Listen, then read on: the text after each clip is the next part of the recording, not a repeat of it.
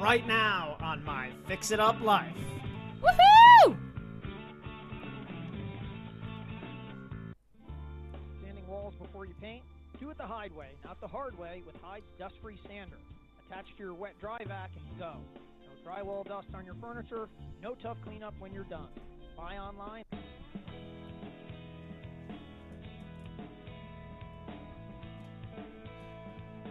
Mark, Yes, my dear. I am psyched to talk about small spaces and tiny houses today. You know why? I'm actually going to get the walls to move in like the trash compactor on Star Wars.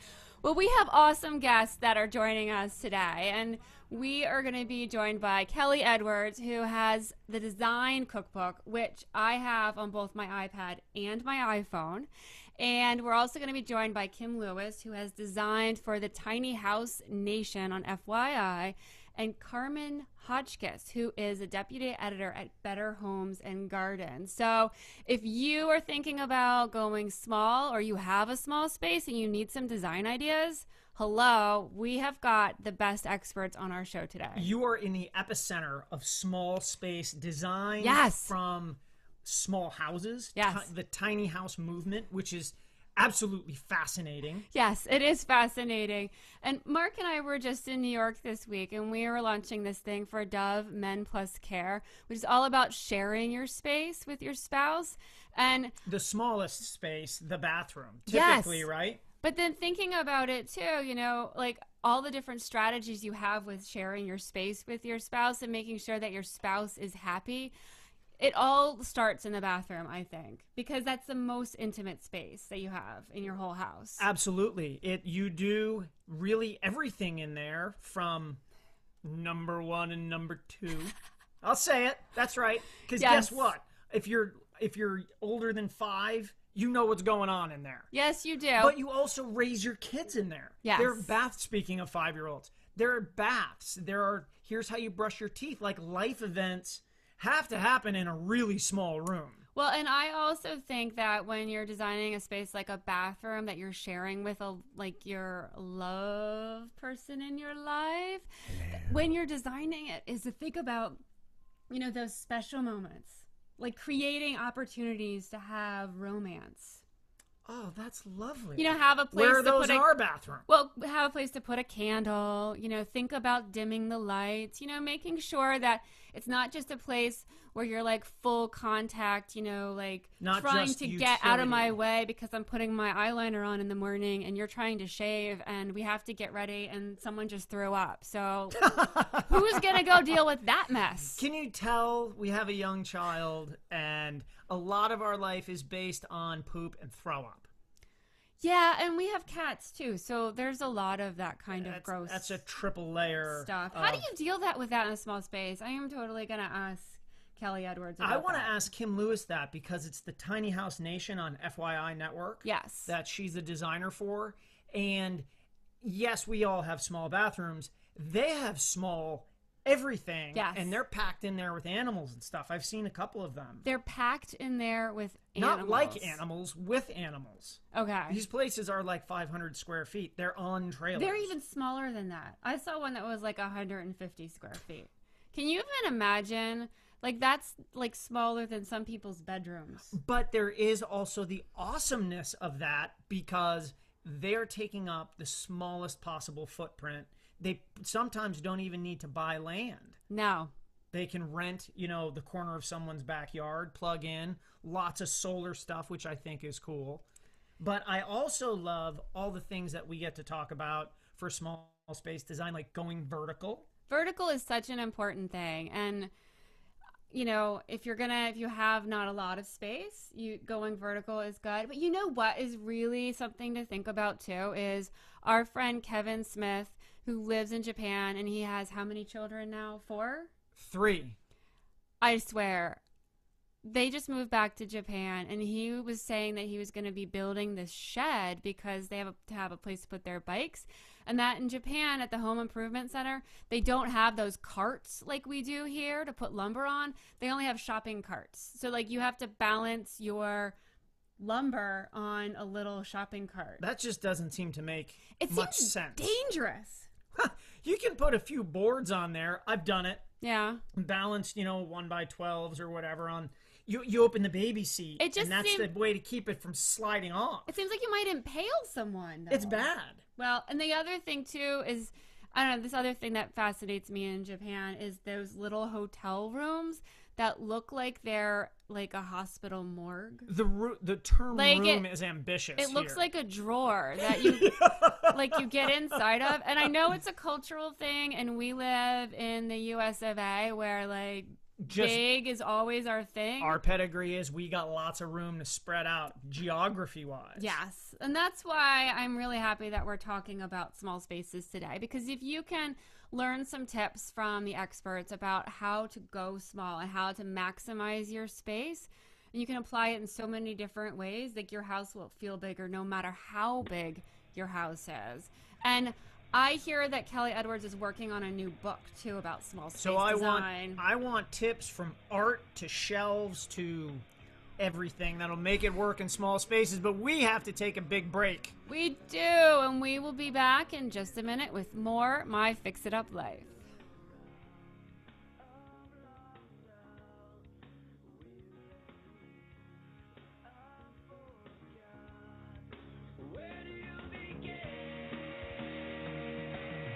Add more curb appeal to your home. Create a memorable entrance with Therma-Tru fiberglass doors and 5-pond synthetic trim that won't warp, crack, or rot. And give you those rich details that make your home a showpiece. Make your great entrance by visiting Thermatru.com and 5pond.com.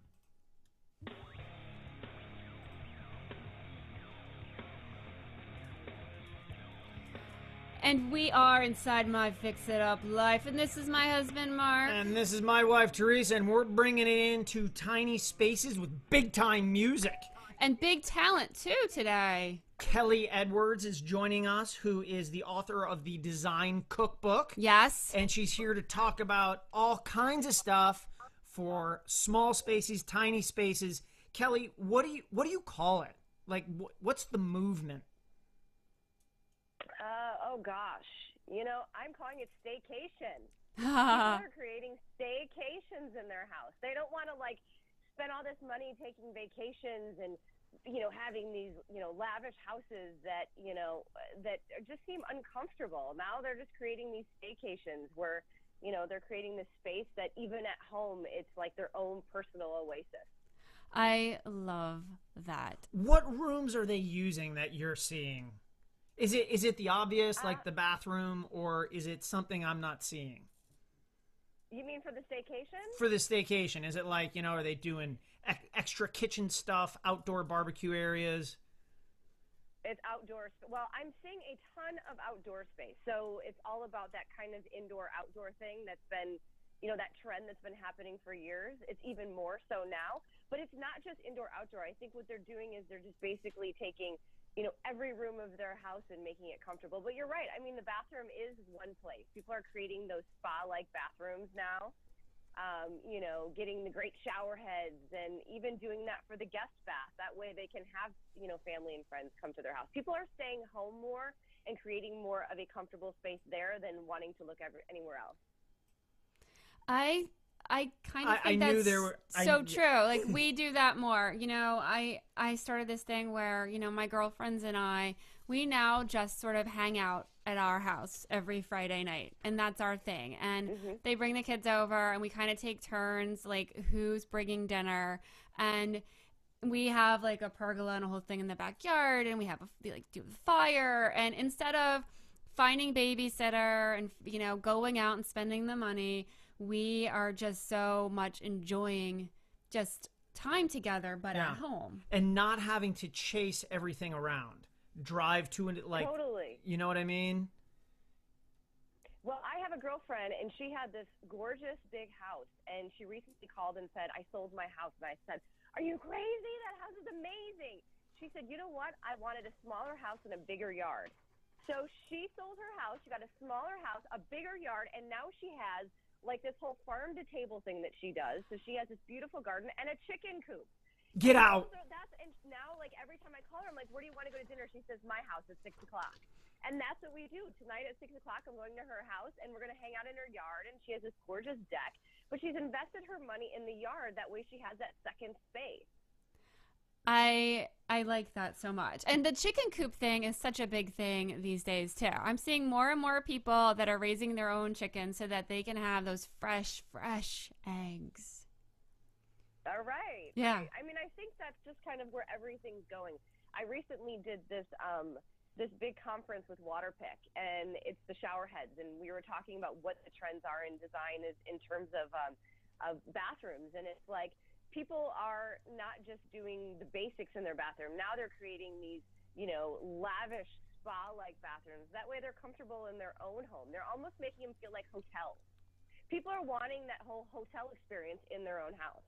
I would live in a hotel right now, by the way, because I love them that much. I just think about that, like, Dylan character on 90210. He actually lived in a hotel. That's not a show that you consumed? Did he really? Yes, he was that rich. He lived in the hotel. Don't even use the phrase remember for that show.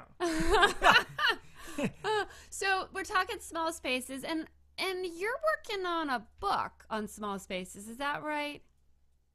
I am, yeah. I did my first book called The Design Cookbook, Recipes for a Stylish Home. And that kind of ran the gamut of kitchens and living rooms and bathrooms and all that great stuff. And so I really wanted to have the book be more of like a series. So I started to think about what was the second one that I wanted to do. And it just made sense to do small spaces because that is where everybody's going. That's what everybody's doing. You know, like I said, it's no longer about buying these big places. It's taking their small spaces and making them bigger. I mean, people are like even like retrofitting the Airstreams now and living in them. And, you know, that's small. People are taking shipping containers and making houses out of them. I mean, it's just, so I decided to take each chapter of my book, kitchens, bathrooms, and again, transform, you know, the idea of small spaces and give people more ideas of what they can do with their space. Can you see this? I have your book on my iPad. I do. Clear that up so everybody can see it. Oh, just can you see it? Little glare. Right there. Right there. Right there. There you are. And, you know, I carry you around with me everywhere. About the cover is that my girlfriend I was just talking about with the amazing house, that's her kitchen. Get out. It is. It's her kitchen. She no longer lives there, obviously. So, yeah, that was her kitchen, though. Now tonight I'll have to take a picture. My next book will be her new kitchen, the smaller kitchen. You should take a picture of her chickens.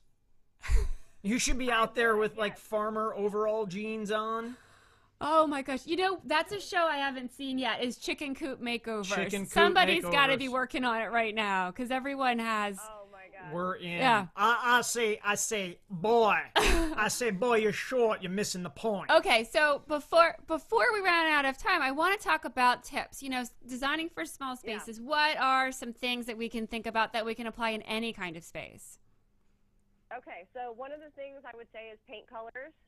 You know, monochromatic, obviously, if you do your whole entire house with, you know, maybe one or two shades of the same color, absolutely perfect. It kind of makes the space seem light and airy. Just make sure you focus on texture. So texture is what makes a space interesting. So in a small space, if you only use two colors, do a lot of texture. And that's like linens and faux furs and, you know, velvet. You could have an inexpensive sofa, but if you add a velvet pillow, it'll make it look even more expensive.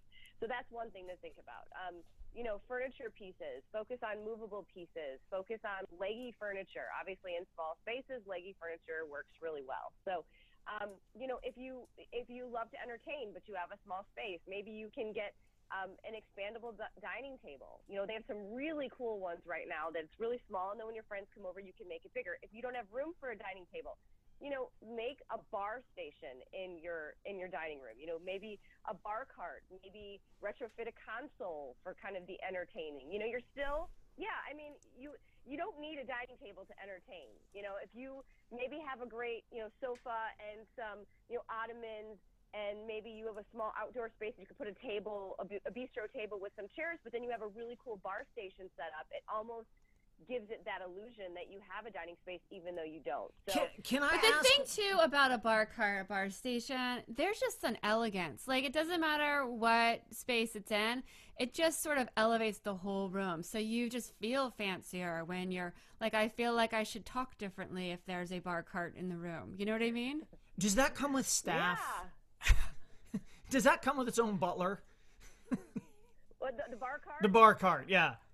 Part and parcel. Well, I'm sure you're going to have one person at the party that always says, "I'll be the bartender." There's always that one person at the party that says, "I'll be the bartender of the night," because he or she thinks that they make the best drink. Well, so just I'm sure that's easy to do. just talking about parties for a second, and the trend where so many houses have the formal dining room once a year, maybe doesn't get used. For what you're seeing at parties and socializing and staycationing, does anybody even sit there anyway? Or what do you kind of, somebody's hanging out in the kitchen, you know what I mean? Yeah, I think people are focusing more on doing their kitchens than doing their dining rooms. Because if you think about it, you always hang out in the kitchen. Always. You're hanging out in the kitchen to do homework. You're hanging out in the kitchen to cook meals. You're entertaining in the kitchen. You're not really entertaining in the dining room anymore. And people who do go to the dining room, when do you use it? Use it for Easter, Thanksgiving, and Christmas. And that's just about it. So the idea of even buying a home or living in a home with a formal dining space just really is that's kind of old. That's old school. People are doing these great things to their kitchen so that everything can be done there. And everybody can be in the same space at the same time. I love. I always talk about Eden kitchens, and I call them stove to table kitchens, and that's where people are eliminating the whole island. Like, get rid of the island, but put a dining table in that space or a little space that people can sit around. So you can literally cook, drink wine, make your spaghetti, and then have everyone just kind of sit around the table and watch you cook. I mean, that's the fun experience of entertaining. It's the cooking and the socializing. So you can do that in a small space too, and you don't need a dining table. So I love the stove to table. It's beautiful. I love how you've totally hijacked that farm to table thing and made it your own. I love that. I love that. Stove to table. Can I go backwards for a second and ask you a question about your opinion of what you mentioned earlier? Housing and shipping containers. Yeah, that's like the trend. It's all about like the small spaces, especially with like this whole Airbnb movement that has obviously been going on for a couple of years.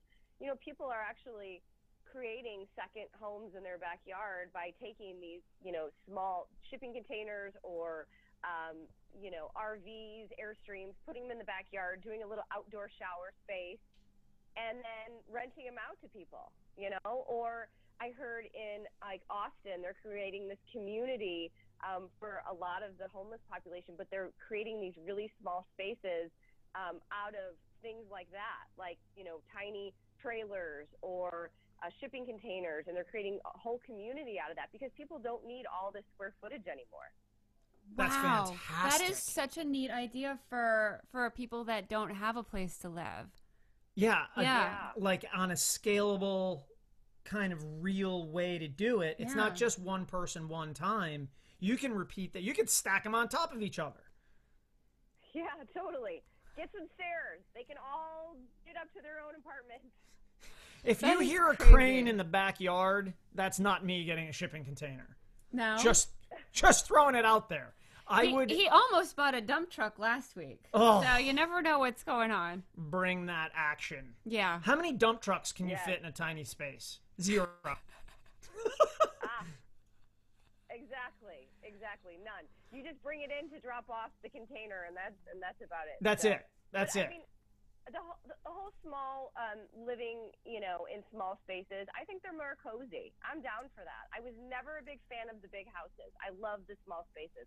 I think they're much cozier. They're much easier to maintain. And in the end, it's you can always design it right. A big space, you just feel like you're kind of floating around in it. That is so true.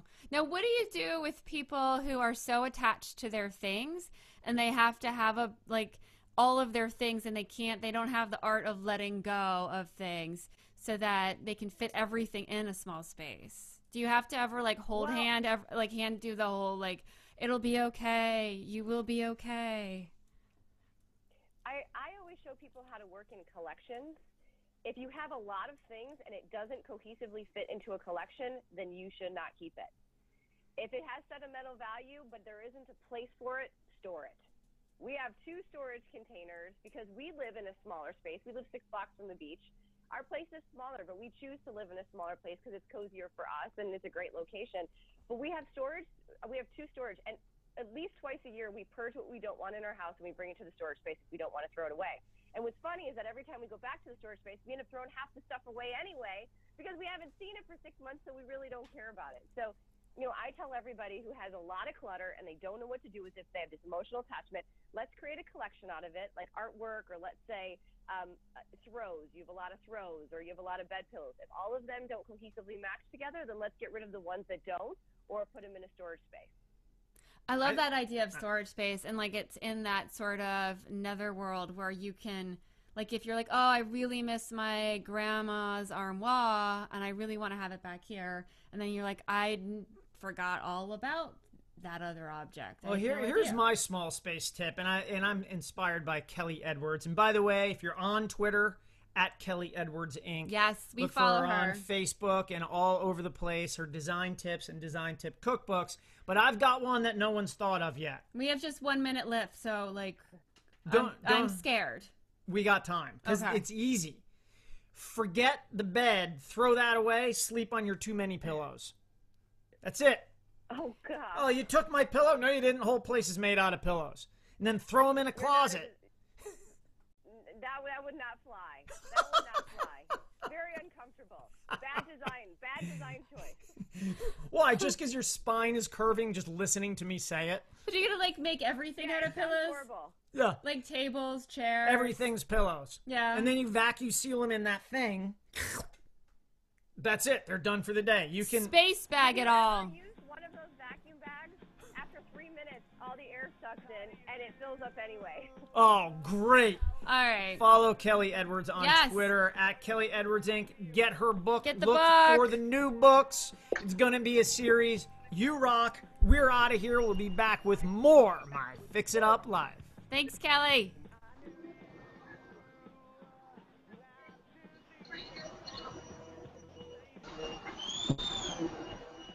Rebuilding Together believes that everyone deserves to live in a safe and healthy home. For nearly 25 years, Rebuilding Together has provided critical home repairs for low-income homeowners in need. With support from volunteers and skilled professionals, Rebuilding Together affiliates complete 10,000 rebuild projects every year, working to revitalize and stabilize vulnerable neighborhoods and communities across the country. Join Rebuilding Together and rebuild in your community. Find out how you can make a difference and get involved at rebuildingtogether.org. Looking for a no-hassles roof for your home? DaVinci Roofscapes offers affordable slate and shake roofing tiles that add long-term beauty to your home. The synthetic DaVinci tiles resist mold, algae, fungus, and insects. Backed by a 50-year warranty, DaVinci roofs are fire-resistant and made to withstand severe weather like high winds and hail. It's no wonder thousands of homeowners have chosen DaVinci slate and shake tiles to not only protect but enhance the beauty of their homes. Learn about award-winning DaVinci products at DaVinciRoofscapes.com or call 1-800-328-4624.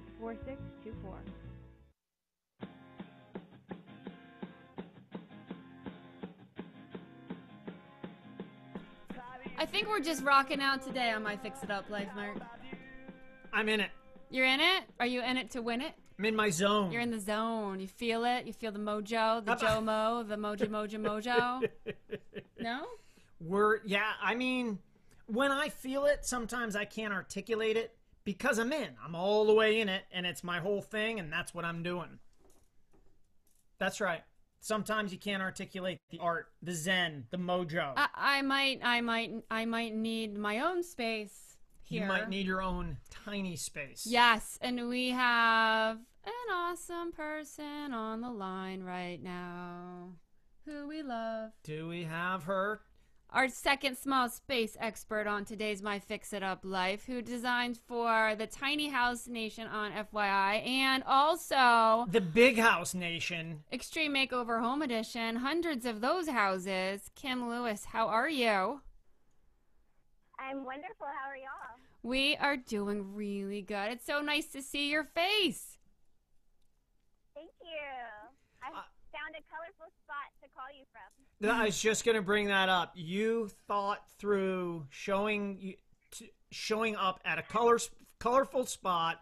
I mean, most people are just like their pajamas are hanging in the bed, behind them. No, they're not. No, they're not. You know me better than that, Mark. Of course, I thought about my backdrop. That is awesome, though. Where are you? Because it looks like I don't know what it looks like. It looks like Texas or Boston or something. I'm in Austin, Texas. It's very Austin. colorful. Hmm. Now, is that where you're actually from? I'm from a little town, a tiny town called Tyler, Texas. It's northeast of Dallas. But Wow. I live in Austin now. I just moved back from LA. Oh, wow. And Austin is like a mecca epicenter of all kinds of design, from like cutting edge styles to reclaiming neighborhoods, both like civic areas and residential areas. And it's a huge green movement there too, right? Yes. Yeah, people are very eco-friendly here. A lot of green building. The tiny homes are really starting to show up around here. And yeah, it's a very colorful town with a lot of culture right in the heart of Texas. So I have to say, I was checking out the Tiny House Nation show on FYI and wildly impressed with the design on that show and all the creativity that has to go into creating those spaces that not only are small, I can't even imagine like building inside those spaces, but the other thing is like how unique each one. Like I saw one where there's like actually a studio in a loft with the ladder that is used for both the bed part and the studio part, and making all of that work together. Like, how do you come up with that kind of thing? Well, these tiny homes, I mean, you really have a small space to work with, and you've got to make things multifunction, not even in one way, two ways, but multiple ways. So you just, try to think about, well, how can I use this one way and something else another way? And storage is, everything. Your sofa has to store things. I mean, these spaces are so little, y'all. You don't realize it until you walk in how much these families are compromising to get the tiny footprint. But yet you're able to fit like a full-size sink, and there was one where the kids had 100 books. Like, thinking about such a tiny footprint and that they have 100 books on the bookshelf blows my mind. Yeah, you use literally every square inch. You have to. And But it's nice because it forces you to think about what you actually really need in your home, too. How many of us have so many corners tucked away of the stuff you don't use? it's So true. I love these tiny homes because it is all about, using what you need, just having what you need. Now, I will be surprised if you aren't asked to be at least a guest lecturer or teach some kind of class to design students on how to design small, because like all of those creative ideas are so unique, and it actually is a great exercise for students of design to think about.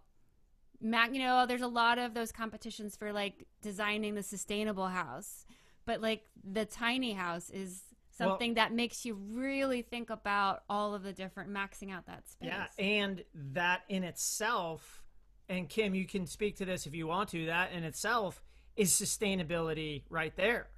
You're not cutting down the trees, Yes. You're not consuming the fuel to heat it, cool it, etc., right? Yes. So is there... It's all about a smaller footprint.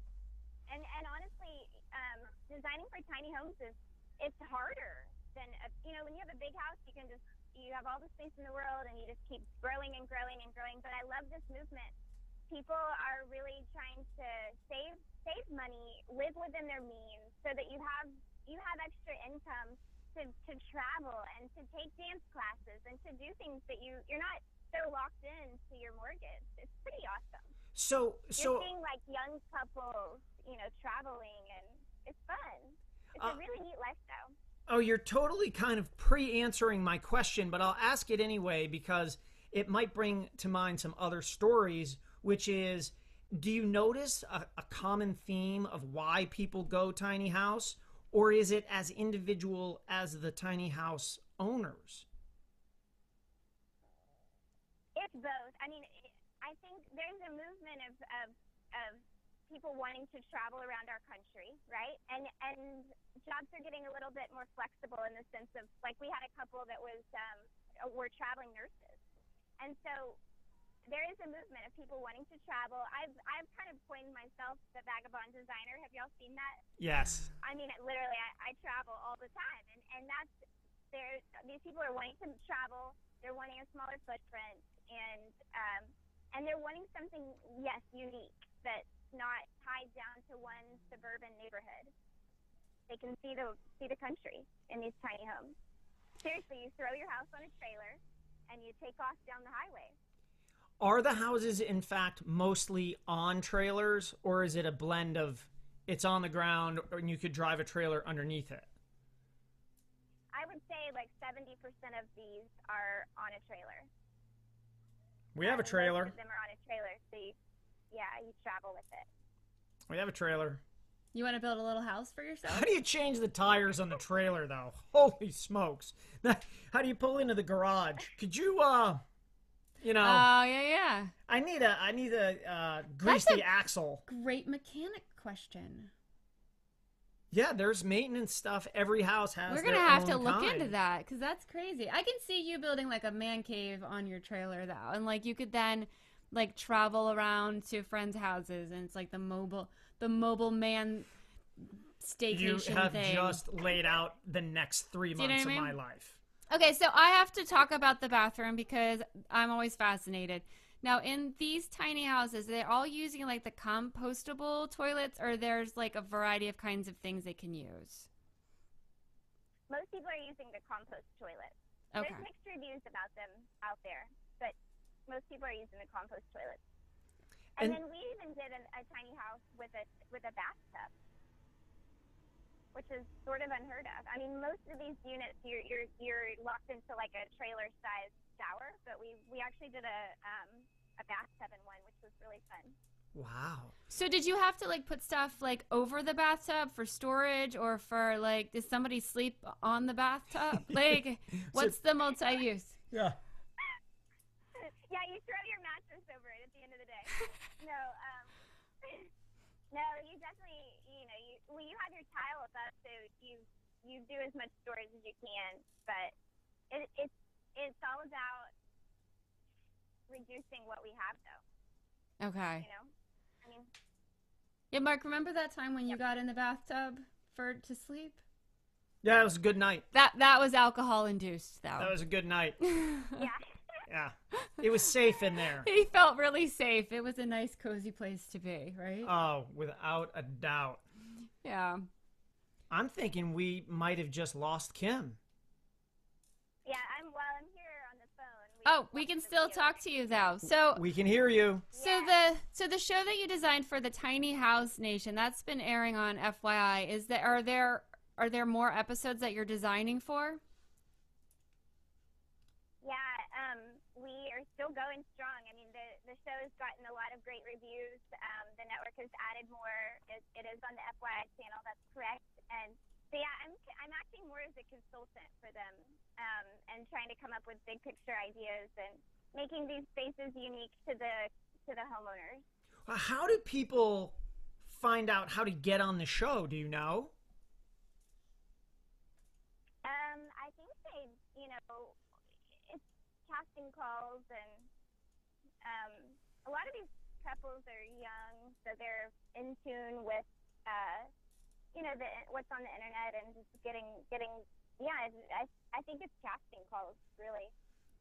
Yeah, and I'm sure there's probably some information on, like, at the FYI website or Twitter or Facebook or something too about how to get involved and how to watch episodes too, because I think they have an app you can watch some of the episodes on. Yes, I think you're right, and that's amazing what technology can do these days. Oh, it's unbelievable how connected we can be. That's why I'm going off the grid in my small house, in my trailer. Now, Kim, when you were designing for Extreme Makeover Home Edition, which is like those houses were ginormous and gorgeous and ginormous. With yards and mountains in the back. Yeah. And then creating all those little special places inside the house for the family members. And they were all beautiful and large and everything. And now designing so small, like, is there one or the other that sort of appeals to you? Yeah, it's funny. I'm going from one literally extreme to the other. I enjoying the tiny house movement because I think it requires creativity in a different way. Nice. And I really, really appreciate the lifestyle that these homeowners have chosen. I mean, we don't need big houses. And a lot of, here's the deal. On Extreme Makeover, a lot of those families, as you know, they had medical needs. And so when you have medical needs, wheelchairs, and you have to have accessibility, naturally the hallways are wider, the doors are wider. I mean, the very nature of what we were doing many times was all about accessibility and, even chair lifts and things to get people out of their bed into the bathroom. And so it really was just a very different ballgame. I appreciate that. I loved how we were helping people, but but the houses were big. They were definitely big. So it's fun to do something that's not taking such a big footprint of the earth. So for people that are thinking about going small, are there places that you go for inspiration or places that you've traveled to that have really sort of helped inform the way you think about it? Yeah, honestly, the glamping that I've been doing helps because, you're out in nature, you're camping, you've got a tent, you really see in traveling like that what you really need to live and that you don't really need as much as you think you need.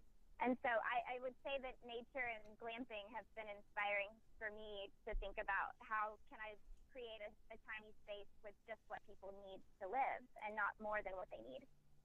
Not taking more than what you need is such a really good, I think that's a really good way to live by in every kind of sense. And that's like, thinking about not only what you consume physically, but also just, just living in balance. In interaction with your loved ones and everything like that, being more mindful of everyone else. I think that's so cool. That's sweet. But I have to ask you, I do too. Yeah. I love what you just said. Is like being closer to your family within your own home. You look at these big houses and the kids are upstairs and the parents are downstairs and you're disconnected. I don't want to talk to my kids. Get off of me. I'm watching my shows. That's what I tell them all the time. That's not how we roll in our house. We're building an addition on our addition to our mansion. We have a small house. It's not a tiny house. What's it, about 1,500 square feet? Yeah, it's not a very big house at all. Yeah, so we spend a lot of good quality family time together, despite what Mark has to say. We sure do. I'm just my tough outer shell. Yeah, he does. At Kim Lewis Design on Twitter. You gotta follow the Vagabond Designer. Why? Because she's awesome. Yeah. And that's it. And watch the show at FYI Network. Tiny House Nation. We're gonna take a little tiny break. Little tiny break. We'll be back right after this. Kim, you rock! Woo! Thank you, Kim.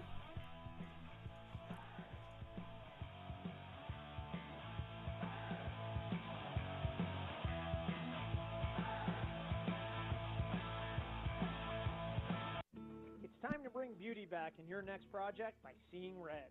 Born to beat the elements, Western Red Cedar is awesome for outdoor rooms, decks, fences, pergolas, and more. Inside, Cedar's a sweet choice for hope chests, highlight walls, and woodworking projects, big and small. Stable, chemical-free, and safe, Cedar's a natural choice. So bring beauty back to the yard and punch up projects inside the house. For more information and ideas, see red at WRCLA.org. Rebuilding Together believes that everyone deserves to live in a safe and healthy home.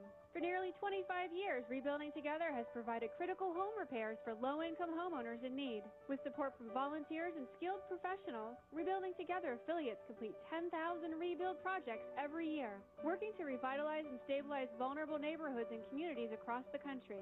Join Rebuilding Together and rebuild in your community. Find out how you can make a difference and get involved at rebuildingtogether.org.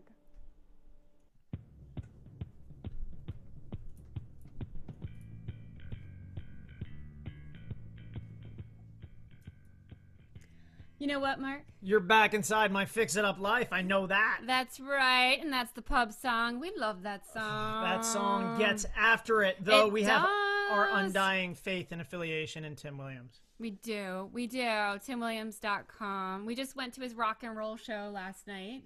He's so good. Where he I ever have comes to say, your town, drop what you're doing. For everybody who's seen us, live, doing our show and has met the Tim Williams, I have to say his friendships are very unusual. He actually had a Ben Franklin impersonator playing the flute and saxophone on stage, and I don't think I've ever experienced that before, and so highs to the fives right there. I don't know what that means because it's plural, and that's too big of a concept because we're talking small with Carmen Hotchkiss, Uber editor, Better Homes and Gardens. BHG. Nothing she doesn't know, including how to set up it with the coolest door behind her. What is with that door? That's gorgeous. That is awesome, Carmen.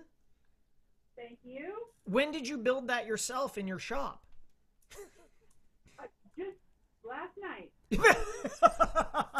That is amazing that you're able to build that just last night. That's incredible how that works out that way. Yes. Yeah, good stuff. You're only the best at BHG. Only the best. And we were not here to put her on the spot. And I apologize if that's what that sounded like, because it wasn't intended to. We're here to talk design, decoration, and making the most of those tough, tiny spaces we all have in our homes, and the big word, trends. Now, I'm wondering, everyone's talking that I'm hearing about is the tiny house and small spaces and, going smaller because you want to save money and all of those wonderful things. Is that something that your readers are talking about too? Absolutely. Absolutely. Everybody, maybe the super small thing isn't for everybody, but when you look at those super small spaces, it really makes you feel a lot better about your own modest house. Like, hey, if somebody can live in 500 square feet, I can make do in my 1,500 or 1,700 square feet. And all those strategies for like just living smarter become that much more important. I like that you brought that particular word into it. And you chose it for a reason, and I'm wondering what you mean by living smarter in this context.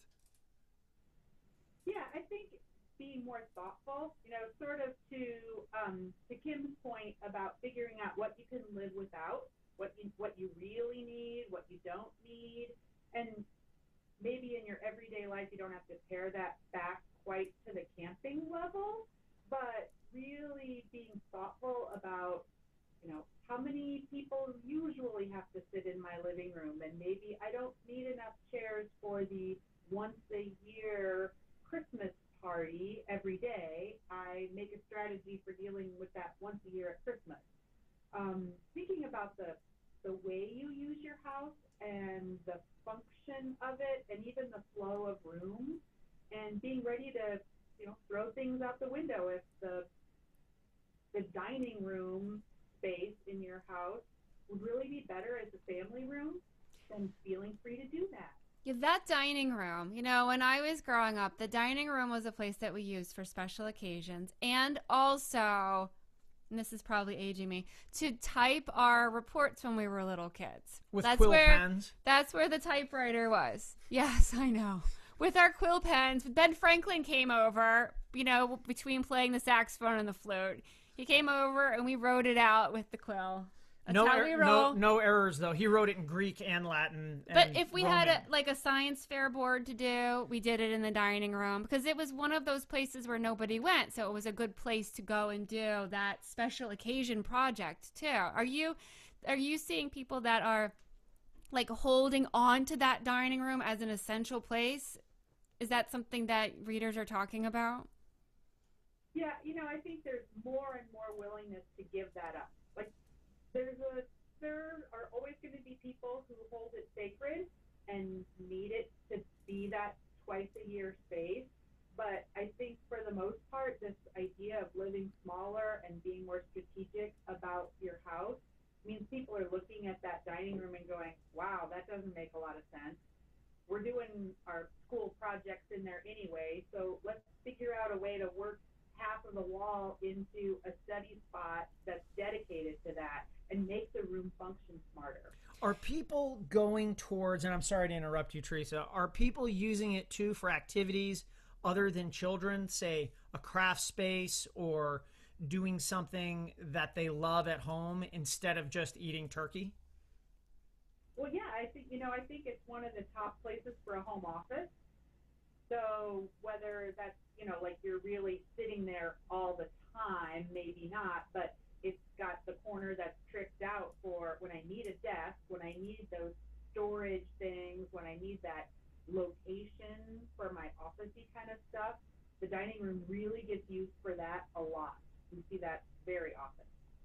Wow. And are you talking about the full-time home office or the part-time home office where, domestic stuff, bills paid, schedules, calendars? Is it both, or is it one more than another? We really see both. Certainly the home office-y kind of like you said, bill paying station, that makes a lot of sense. But we see a lot of professionals who work from home, particularly design professionals, who that is where they sit. That's where they make their phone calls. That's the charging station for their laptop, where they really take their laptop all over the house. Work outside for a while, work in the kitchen for a while, work in the living room. But when they need a desk, it's their full-time home office spot. Okay, so here it comes, Carmen. No, I'm going to ask a really... Are you sitting down? We're looking at you. Of course you're sitting. No, this is a very sane question. You might want to stand up. No, I'm really going to ask the very basic sane question. I want to know, is there a place that people can go on the BHG website to get ideas about small space design? See, very logical, very practical question. Absolutely. There's a whole section of BHG.com dedicated to small space, to storage, and to strategies for figuring out, why does it seem like I don't have enough space? Sometimes it's not just about I need something more, but it's like you need to rethink how you use the space you have. So BHG.com/storage, I believe. That's really smart. That is fun. So when people are writing in to the magazine or tweeting in or however they're connecting with you guys, are there sort of the top questions that you're asked about with small spaces? Is it storage that is the number one thing? Yeah, storage, particularly the trouble spots, the pain points for people are entries, that drop zone, where does the mail go and the shoes and the backpacks and the, all that stuff. Huge pain point, lots of questions around that. Kitchen's always a pain point because it seems like you always have more Tupperware, crock pot, all those kind of things that you don't necessarily fit normally into just a regular old cabinet. Pantries are a huge pain point, like the disaster that is containers and bags and boxes and stuff that's all different sizes. We often solve problems around pantries. And then bathrooms are kind of the other pain point spot. Just like you guys were talking about before, you're sharing a bathroom. There's a lot of just stuff that kind of goes with the Daily Miracle. The Daily Miracle. We're going to have to pause for 60 seconds while I love that. Majorly in love with that, and I'm going to use that. I will attribute it to you, but that's fantastic. You've got the hand motion. It's fantastic. Genius.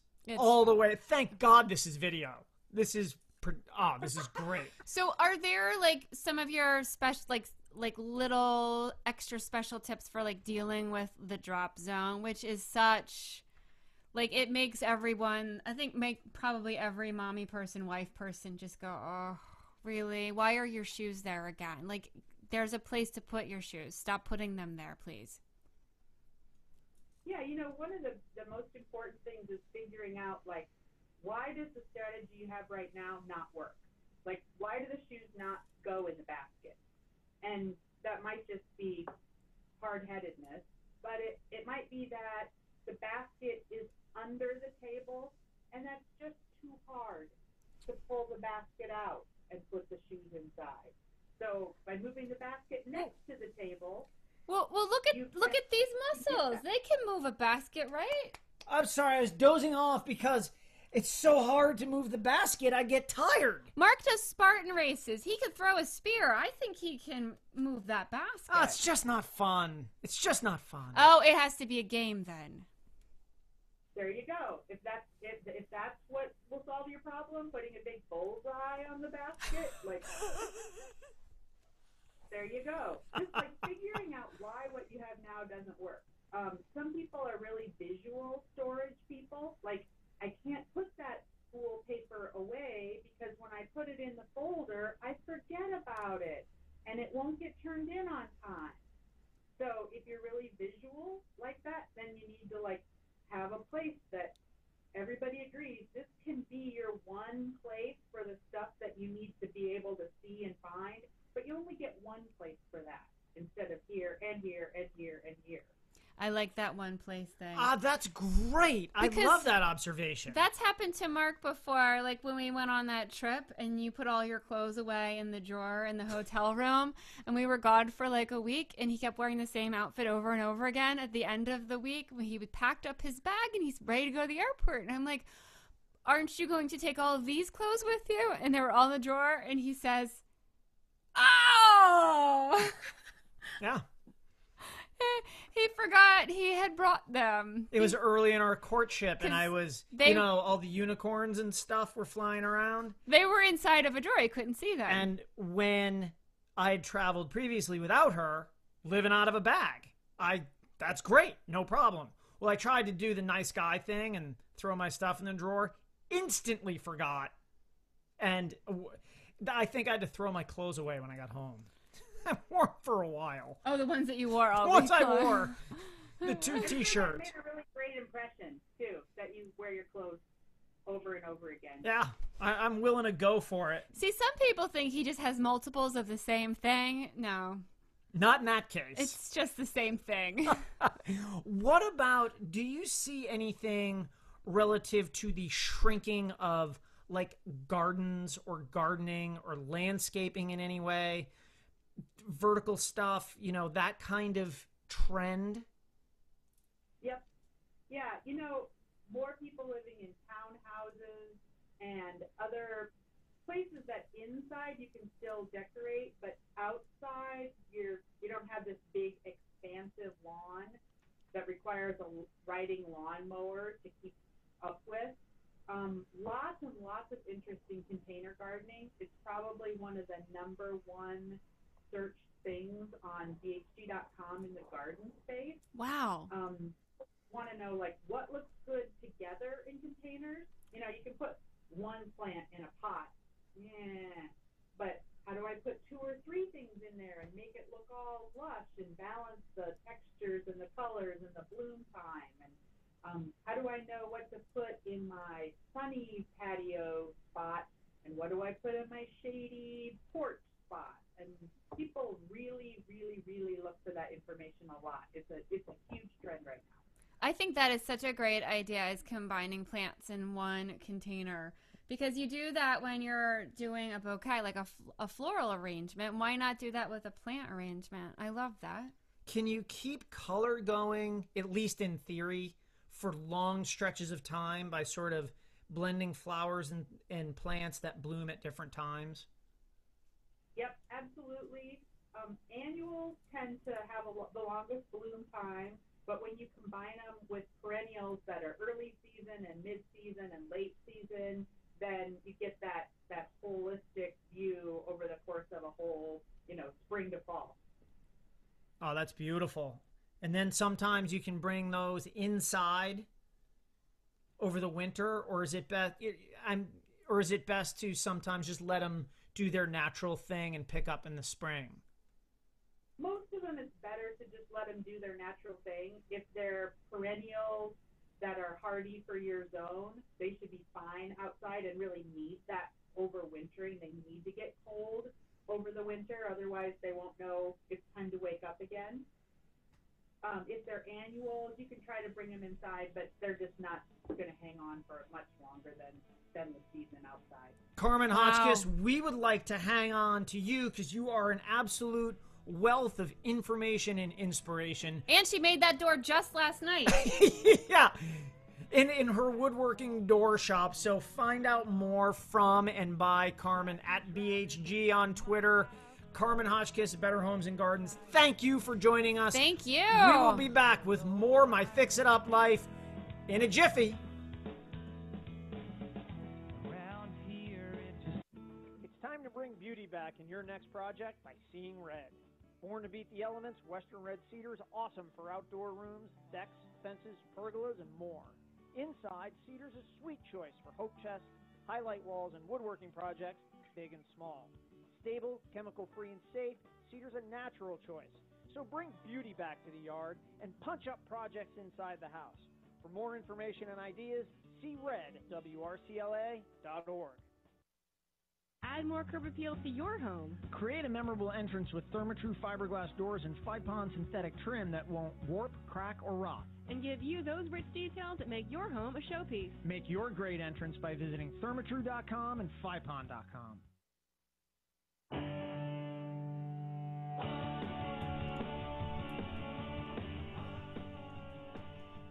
I'm pretending that I'm singing the song, Mark. Are you?